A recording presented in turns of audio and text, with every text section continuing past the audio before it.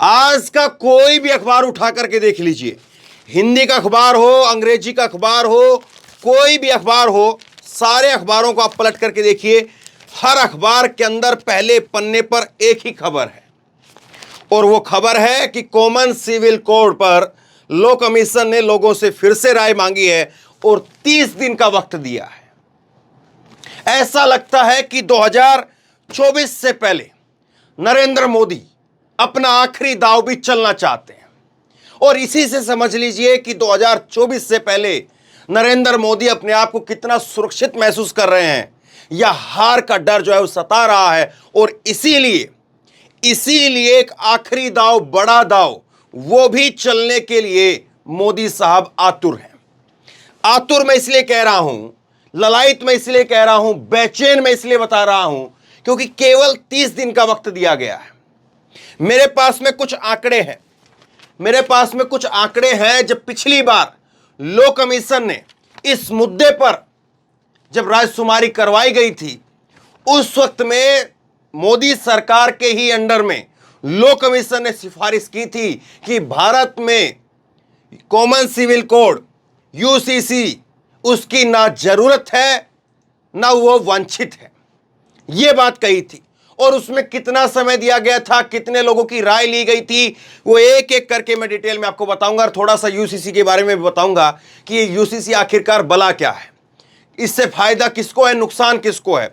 और जो लोग ये समझते हैं कि चलिए यूसीसी आ गया तो मतलब मुसलमान जो है वो चूड़ी टाइट हो जाएगी या मुसलमान जो है वो रास्ते पर आ जाएंगे, तो उनको ये भी समझना जरूरी है कि अगर यूसीसी आया तो हिंदुओं का, पारसी का, जैन का, आदिवासियों का, उनका क्या खतरा हो सकता है, वो भी थोड़ा डिटेल में मैं आपको बताऊंगा। और उसके साथ साथ आखिरकार ऐसा क्या है कि ड्राफ्ट पहले ना ला करके अब यूसीसी आप लाना चाहते हो, आपकी नीयत ठीक है तो ठीक है, आप पहले ड्राफ्ट लेकर के आइए।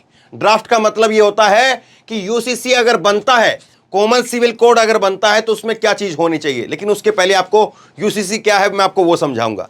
दूसरी जो खबर है, ये एक तस्वीर मैंने यहां पर रखी है, संकल्प पत्र, और ये संकल्प पत्र जो है 2019 की खबर है, इसके जरिए समझेंगे। और ये 3 दांव जो है मोदी सरकार के तकरीबन पूरे हो चुके हैं, एक जो है वो बाकी है यूसीसी, उसका मतलब क्या है। और एक खबर जो है वो आज इंडियन एक्सप्रेस के अखबार के पहले पन्ने पर छपी है, मायावती को लेकर के। इस खबर का मतलब क्या है, 2024 के साथ में इसका संबंध क्या है, वो भी समझिए। पहले आप जो है यूसीसी के बारे में समझिए।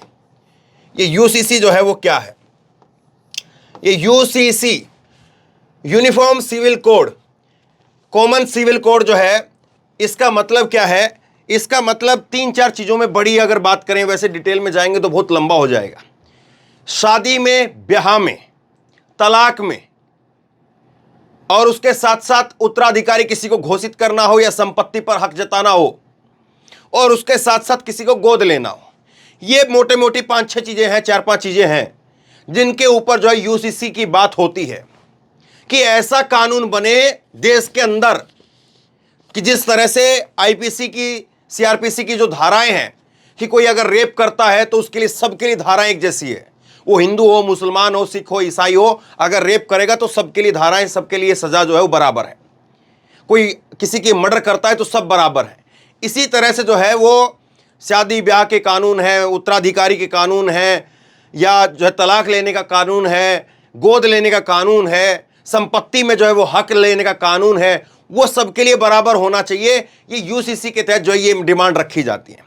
ये है यूसीसी कि अगर यूसीसी बन जाए तो अब जिस तरह से अलग अलग धर्म संप्रदाय के अंदर शादी ब्याह को लेकर के, तलाक को लेकर के, उत्तराधिकारी को लेकर के, गोद लेने को लेकर के, इन सब को लेकर के अलग अलग कानून है, और इसमें जो है वो ये कहते हैं कि एक ही कानून होना चाहिए। अब देखिए, इसको समझिए आप, यूसीसी जब ये कहते हैं कि एक कानून होना चाहिए, इसमें सबसे बड़ी बेचैनी जो है मोदी सरकार की वो यहां पर दिख रही है। 30 दिन जो है वो आखिरकार क्यों, और ये 30 दिन का मतलब क्या। ये 30 दिन जो है वो कहा गया कि 30 दिनों के अंदर अंदर वक्त दिया गया है, 30 दिन के अंदर। अब मैं थोड़ा सा पीछे आपको लेकर के चलता हूं।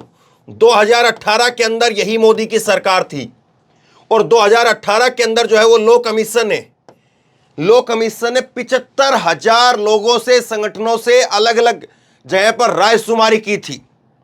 और उस वक्त में अपनी रिपोर्ट सबमिट करते हुए मोदी सरकार के अंडर ही लो कमीशन ने, अब ये 22वां लो कमीशन है, उस वक्त में 21वां लो कमीशन था, 21वें लो कमीशन ने कहा कि भारत जैसे देश के लिए लोग ये यूसीसी की ना जरूरत है और ना इसकी जो है कोई इच्छा इस प्रकार से होनी चाहिए, कोई मतलब ही नहीं है, यूसीसी का सिरे से नकार दिया था।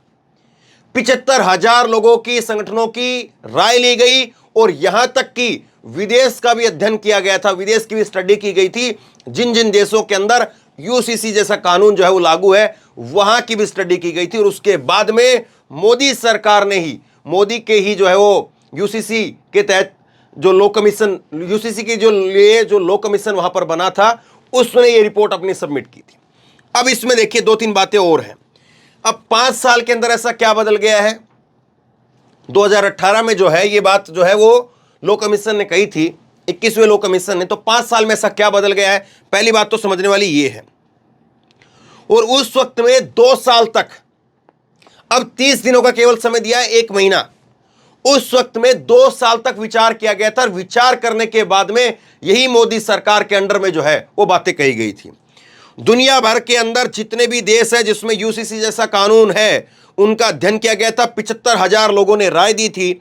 21वां लो कमीशन था और उसने कहा था कि ना जरूरी है ना वांछित है। और उसके बाद में जो है, अब यूसीसी को अगर आप समझेंगे कि यूसीसी से किसको फायदा है किसको नुकसान है, उस पर जरा बात करते हैं। देखिए, यूसीसी को लेकर के कहा जाता है कि मुसलमान जो है उसकी चूड़ी टाइट हो जाएगी, मुसलमान की जो है वो चूड़ी टाइट हो जाएगी। लेकिन मुसलमान की चूड़ी अब क्या, कैसे टाइट करेंगे, उस पर जरा आइए। कि मुसलमानों में ये कहते हैं कि ये पर्सनल लॉ बोर्ड के तहत जो अपनी बातें रखते हैं, तो इसको खत्म करके, पर्सनल लॉ बोर्ड को खत्म करके एक सीधा यूनिफॉर्म सिविल कोड जो है वो लेकर के आ जाए और उसके तहत जो है सब एक हो जाएंगे, सबका शादी ब्याह का कानून जो है वो सब एक हो जाएगा। यहां पर आइए आप देखिए, मोदी सरकार के जो 3-4 बड़े एजेंडे थे, राम मंदिर का जो मुद्दा था वो खत्म हो गया है, 370 का मुद्दा था वो खत्म हो गया है, ट्रिपल तलाक का जो मुद्दा था वो भी खत्म हो गया। अब बचा यूसीसी। ये यूसीसी जो है वो कब आएगा या नहीं आएगा, ये सवाल है। देखिए, ये यूनिफॉर्म सिविल कोड है, थोड़ा मैं इसको थोड़ा सा इसको और मैं बताता हूं, फिर उसके बाद में थोड़ा पॉलिटिकली इसको समझाऊंगा।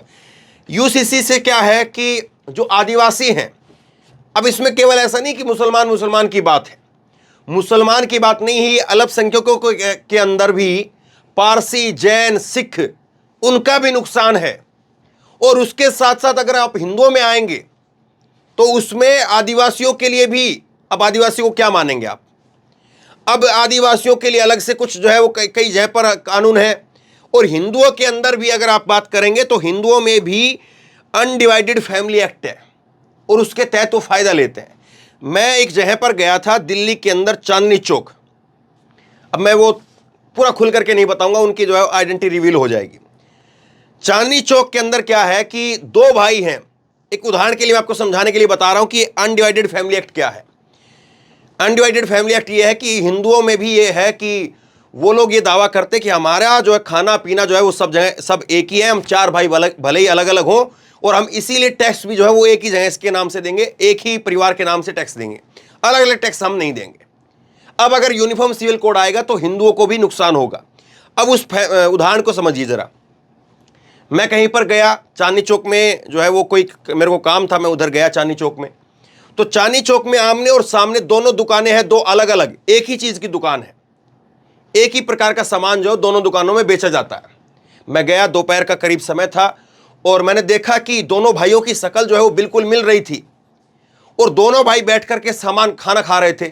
मैंने कहा कि मैंने आपको उस सामने वाली दुकान पे भी देखा है। बोले हाँ, वो भी हमारी दुकान है, ये भी हमारी दुकान है। मैंने कहा कि आपकी बड़ी अच्छी मोहब्बत है, ऐसा भाईचारा आजकल देखने को नहीं मिलता कि जब भाई भाई जो है वो इस तरह से साथ में, सगे भाई इस तरह से साथ में बैठ करके दोपहर का खाना खाते हो। उन्होंने मेरे को बताया कि हम तो खाना तो साथ खाते ही खाते हैं। और उसके बाद में आगे सुनने वाली बात है, उसने मुझे कहा कि इसकी वाइफ मेरी पार्टनर है, मेरी वाइफ इसकी पार्टनर है। मैं चौंक गया, ये कमाल की बात है, ये ऐसे कैसे हो गया कि इसकी वाइफ मेरी पार्टनर, मेरी वाइफ इसकी पार्टनर। तब उसने मुझे आगे बताया कि कैसे जो है वो टैक्स बचाने के लिए और कैसे परिवार के लोगों को ही जो है वो एक जो है वो अलग अलग, क्योंकि कानून ये कहता है कि आप और आपकी पत्नी जो है वो दोनों मालिकाना हक किया, इस तरह से कानून है उनका, उन्होंने मुझे समझाया, जो वो नहीं हो सकते हैं। लेकिन अगर दूसरे की पत्नी और आप अगर हैं तो फिर उसको एक कानून के तहत ला करके आप जो है वो बच सकते टैक्स देने से। तो उन्होंने मेरे को इस बात को समझाया। अब अगर यूसीसी आएगा तो ये सारी चीज भी खत्म हो जाएंगी। तो जिनको ये मुगालता है कि ये केवल मुसलमानों के लिए इफेक्ट करेगा, और पिछली बार 2018 के अंदर जब ये लॉ कमीशन की जब रिपोर्ट बनी थी, मोदी ही मुख्य प्रधानमंत्री थे, तब भी वो सारी बातों को देख रहे थे, 2 साल तक स्टडी की गई थी। तब ये कहा गया कि भारत जैसा जो बड़ा देश है उसके अंदर यूसीसी कामयाब है ही नहीं, उसकी चर्चा ही बेवजह खराब की है। और अगर दूसरी बात यह है, जो ड्राफ्ट की बात मैंने कही थी, ड्राफ्ट की बात यह है कि अगर आप यूसीसी लेकर के आना चाहते हैं तो ड्राफ्ट बताइए। ड्राफ्ट का मतलब क्या होता है? ड्राफ्ट का मतलब यह होता है कि पहले आप ये तो बताओ कि अगर आप कानून लेकर के आओगे तो किस तरह से क्या क्या करोगे, और उसके बाद में रायशुमारी करवाई जाए। अब ये रायशुमारी करवाई जा रही है, ये जो राय मांगी जा रही है, तो ये राय किस बात की? कि केवल इस बात की राय कि यूसीसी आना चाहिए नहीं आना चाहिए। अब अगर मैं कह दूं कि हाँ आना चाहिए और पता चले कि इनका जो ड्राफ्ट बनेगा वो ड्राफ्ट में 70 खामियां हैं, तो फिर तो नहीं आना चाहिए। और अगर मैं कह दूं कि नहीं आना चाहिए लेकिन ये ड्राफ्ट ऐसा बनाए कि ड्राफ्ट में बहुत अच्छी फायदे दिखे, तो फिर मैं कहूंगा कि आना चाहिए था यार ये तो इसलिए आप जब रायशुमारी करवा रहे हैं तो आप जो है वो ड्राफ्ट क्यों नहीं लेकर के आते हैं? और ऐसा नहीं कि आपके पास में समय नहीं था, आपके पास तो समय ही समय था। 10 साल की सरकार हो गई है। 2018 के अंदर जब नकार दिया गया था तो आपने नए सिरे से सोचना शुरू किया होगा, और उस बात को भी 5 साल बीत चुके हैं, तो आपने ड्राफ्ट क्यों नहीं बनवाया? ड्राफ्ट का मतलब यह कि कानून आपने तैयार करवाना था कि हम इस चीज को यहां रखेंगे, इसको यहां रखेंगे, उसका जो है वो कानूनी हक हम इस तरह से दिलवाएंगे, इसका कानूनी हम हक इस तरह से दिलवाएंगे। सारी चीजें सामने होती, सब जो है तस्वीर साफ हो जाती। लेकिन अब आइए इस तस्वीर के ऊपर, इस तस्वीर के ऊपर अब आइए। अब ऐसा लग रहा है कि जो यूसीसी लाया जा रहा है, यूसीसी जो लाया जा रहा है उसमें बीजेपी का राजनीतिक फायदे के तौर पर बीजेपी अपने आप को जो है यूसीसी को लेकर के आ रही है। नरेंद्र मोदी जो है वो अपने राजनीतिक फायदे के लिए यूसीसी को लेकर के आ रहे हैं। अब इसके पीछे तर्क क्या है? इसके पीछे तर्क को समझिए। यूसीसी के पीछे तर्क यह है कि एक तो जो इनके भक्त अंधभक्त हैं या समर्थक हैं या कार्यकर्ता हैं, नेता हैं, उनके पास में अब कोई नया मुद्दा नहीं है। मंदिर का मुद्दा वो पिट चुका है। मंदिर के मुद्दे पर लोग बोल रहे कि भाई तुमने क्या किया, सुप्रीम कोर्ट ने किया, या जो भी बात है खत्म हो गई। अब 3 तलाक की बात बहुत पीछे चली गई। 370 को भी लोगों ने देख लिया। अब 370 को लेकर के कश्मीर के लोग रो रहे हैं, कश्मीर के हिंदू रो रहे हैं। मैंने आपको खबरें दिखाई, ग्राउंड रिपोर्ट दिखाई वहां की, मैंने वहां पर जाकर के ग्राउंड रिपोर्ट की है कश्मीर के अंदर हिंदुओं की। खैर, अब जो है कुछ नया चाहिए, नया चाहिए, नया लेकर के आए।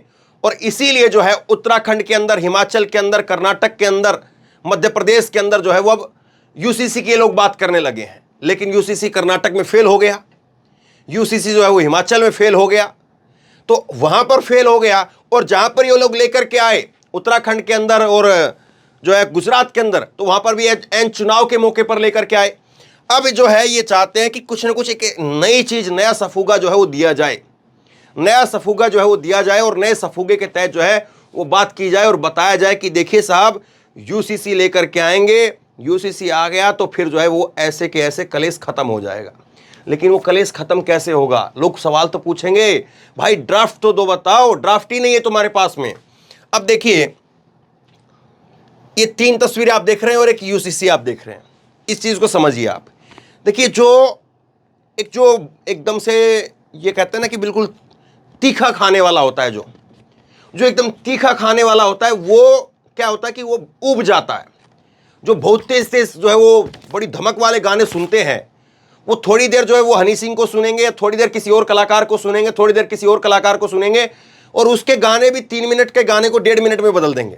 फिर कहेंगे कि कोई और अगला गाना लेकर के आओ, फिर और अगला गाना लेकर के आओ। फिर वो आधे घंटे के अंदर, 1 घंटे के अंदर उसमें पेन ड्राइव के अंदर या आपके पास में जितने गाने की लिस्ट है उन सब गानों को जब बदल करके रख देंगे, फिर कहेंगे मजा नहीं आ रहा, कुछ और सुनाओ, मजा नहीं आ रहा, कुछ और सुनाओ। यही मोदी जी के साथ में दिक्कत है। और जो स्लो स्मूथ सुनने वाले होते हैं वो मोहम्मद रफ़ी साहब के 15 गानों को लेकर के 25 दिन की यात्रा को कंप्लीट कर सकते हैं। 15 गाने अगर उनको दे दो मोहम्मद रफ़ी साहब के, लता मंगेशकर के, तो 15 गानों को सुनते सुनते जो है वो 25 दिनों की यात्रा को जो कंप्लीट करके आ जाएंगे और चैन सुकून से इत्मीनान से जो है वो गाड़ी भी चलाएंगे और घर भी पहुंच जाएंगे।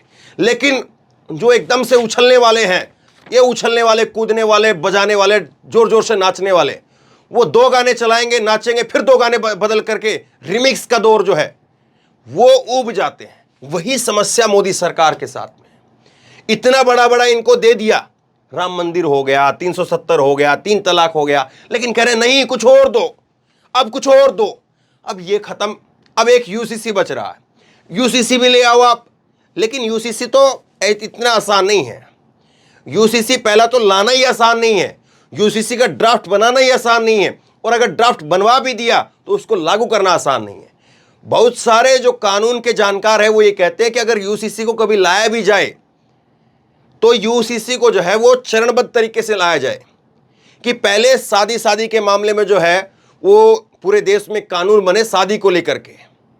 अब शादी को लेकर के अलग अलग धर्म संप्रदाय के अंदर अलग अलग कानून है और उसके अपने अपने फायदे नुकसान हैं। आदिवासियों में चले जाएंगे तो उसमें क्या कहेंगे आप? मुसलमानों की बात छोड़ दीजिए आप, ठीक है मुसलमानों की 5 शादियां बंद करवानी हमको, हम करवा देंगे। और दूसरी बात पर तो आएंगे ना आप, दूसरी बात पर फिर क्या कहेंगे? और ये मैंने आपको बताया कि undivided family, Hindu family act जो है उसमें सीधे सीधे जो बीजेपी का जो कोर वोटर है, हिंदू वोटर, जो सवर्ण वोटर है, जो टैक्स पे करता है, वो नाराज हो जाएगा साहब। क्योंकि हिंदू जो सवर्ण वोटर है बीजेपी का, वो अनडिवाइडेड हिंदू फैमिली एक्ट के तहत अपने टैक्स में छूट लेता है, प्राप्त करता है छूट को। और अगर यूसीसी जैसा कानून बन गया तो जाहिर सी बात है फिर वो भी खत्म होगा।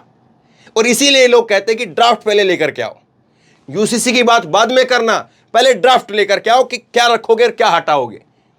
और फिर अपने आप जो आपकी पोल खुल जाएगी, आपको जो है वो आपका वोटर ही आपसे पीछे हटक जाएगा। जो ओबीसी है, दलित है, वो तो टैक्स देता नहीं है, वो तो कहेगा चलो ठीक है करो, तो फिर आप क्या करोगे? वहां पर बात फंस जाएगी। अब इसीलिए जो है वो मोदी सरकार का यहां पर पेच फंसा हुआ है।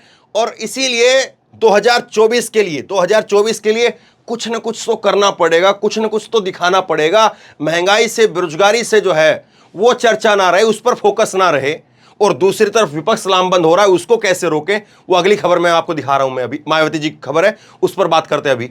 तो ये मोदी जी जो है वो कुछ न कुछ ऐसा, इनकी जो टीम है, रायशुमारी, इनका जो सलाह मशवरा करने वाली जो टीम है, वो कह रही कुछ न कुछ तो चाहिए मोदी जी, कुछ न कुछ अगर नहीं दोगे तो ये जो मामले हैं, ये जो रिमिक्स आप जो दिखा रहे थे, उछल उछल करके जो गाने बज रहे थे, उससे ऊब चुके हैं।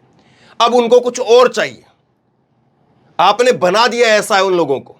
अब देखिए एक बात को समझिए, ये जो खबर आई है आज मायावती को लेकर के खबर आई है, और क्या खबर है?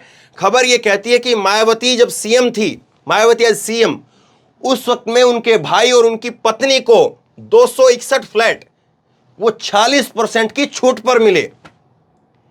ये खबर है, मायावती के सीएम रहते उनको और उनके भाई को 261, बहुत बड़ी संख्या हो गई 261 की, वो 40% छूट के साथ में मिले। अब ये बात समझ से परे है कि आखिरकार मायावती जी को लेकर के ये खबर क्यों आई। इंडियन एक्सप्रेस अखबार की पहले पन्ने की खबर है ये, और यूसीसी से भी पहले खबर जो है इसको छापा गया है। इस बात की गहराई को भी आप समझिए। मोदी जो हैं वो 2024 के लिए हर चीज को पहले से ही नाप करके, तोल करके रखना चाहते हैं। और 23 जून को अब विपक्ष की बैठक हो रही है बिहार में, पटना में। वहां पर मायावती के पहुंचने की, ना पहुंचने की जो संभावनाएं हैं या नहीं है, उन सब को जो है किनारे कर देना चाहते हैं। और इसीलिए लोग जो है गाय बगाए मायावती जी के लिए बोलते हैं कि मायावती जी जो है अब नहीं बोलेंगी। हालांकि बहुत ताकतवर लीडर रही है मायावती, बहुत ताकतवर। और मायावती जी के राज में जो कानून की व्यवस्था थी, वो अभी तक योगी के राज में तो छोड़िए, कभी किसी के राज में नहीं रही। इतनी शानदार कानून की व्यवस्था थी। लेकिन मायावती जी के कैडर को कैसे जो है वो मायावती जी को कैसे साइलेंट करके रखा गया और क्यों रखा गया, उसको लेकर के तमाम तरह की कहानियां जो है वो आम लोगों तक अब बात पहुंच गई है। अब यह खबर जो है समझ से परे है कि यह खबर आई कैसे, जबकि मायावती जी तो पूरी साइलेंट है एक तरह से। तो यह खबर जो है वो बताती है कि 2024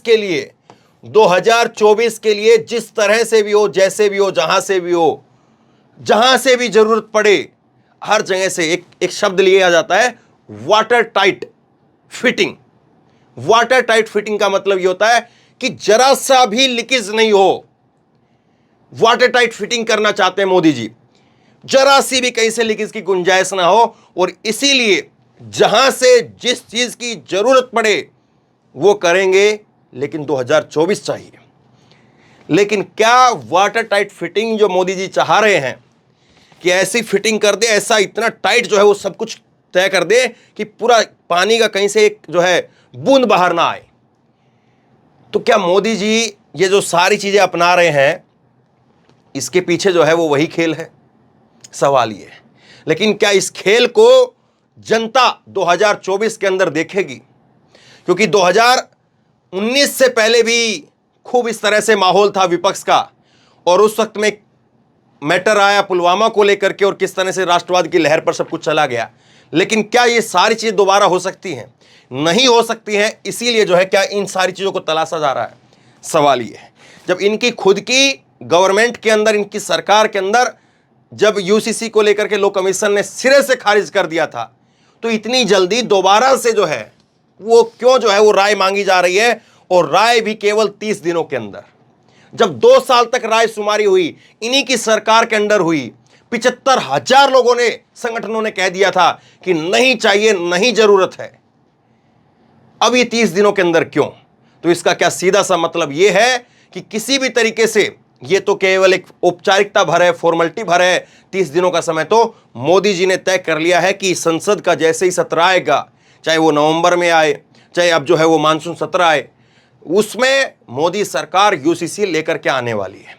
लेकिन उसका फायदा कितना होगा, किसको होगा, बहुत बड़ी बहस जो है वो देश के अंदर फिर से खड़ी होगी। आप इस खबर को लेकर के क्या सोचते हैं? यूसीसी को लेकर के, मोदी की जो वाटर टाइट फिटिंग है, इसको लेकर के क्या सोचते हैं? नीचे कमेंट बॉक्स में लिख करके जरूर बताइए। शेयर करिए इस खबर को, क्योंकि आसान भाषा में बहुत सारी चीजें जो है मैंने आपको समझाने की कोशिश की है, और उम्मीद करता हूं आपको समझ में भी आई होंगी। शेयर करिए इस खबर को, लोगों तक पहुंचाइए, और इसी तरह की तमाम खबरों के लिए ऑनलाइन न्यूज इंडिया को सब्सक्राइब कीजिए। साथ में जो बेल आइकन है, घंटी, उसको जरूर दबाइए, ताकि जैसे ही कोई खबर अपलोड करें उसकी नोटिफिकेशन सीधे सबसे पहले आपको मिल सके। धन्यवाद।